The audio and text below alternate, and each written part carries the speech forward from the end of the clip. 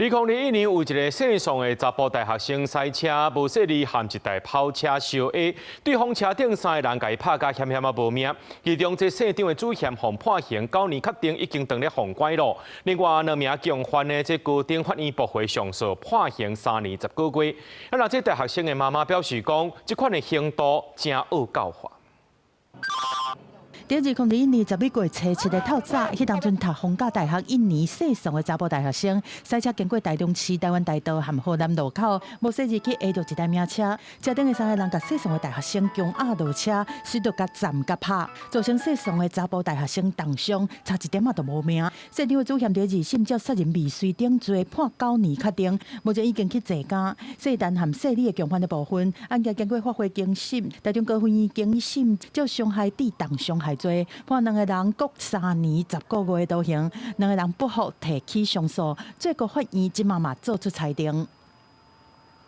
被告2人不服向本院提起上訴，主張原審認定事實為誤，量刑過重。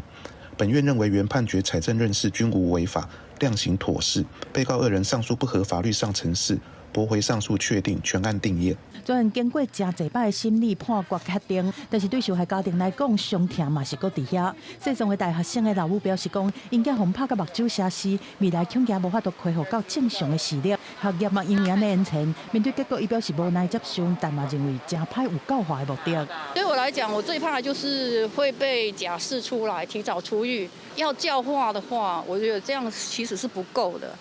嘿，畢竟說我們不知道他在監獄中是受到了什麼樣的對待，或是說他其實在裡面就是人家所謂的神造而已。法官認為講，法院在刑度的裁量頂懸，對本案3個人的量刑是兼顧犯罪的事實和社會頂界的考慮，量刑是適當的。2人架住被害人，防止其脫逃反抗。雖然這2位沒有殺人的犯意，但是他傷害行為導致被害人曾重傷，量刑盡屬適當合法。律師認為講，2個共犯和主嫌比雖然講無實際施行暴力，但是有鬥3工，根據經驗法則、倫理法則和比例原則，最高法院都會尊重2審的量刑。這個雞仔路的暴力案雖然判決確定啊，但是受害者和因的家屬，還要經過正當的復健和心理重建。記者綜合報道。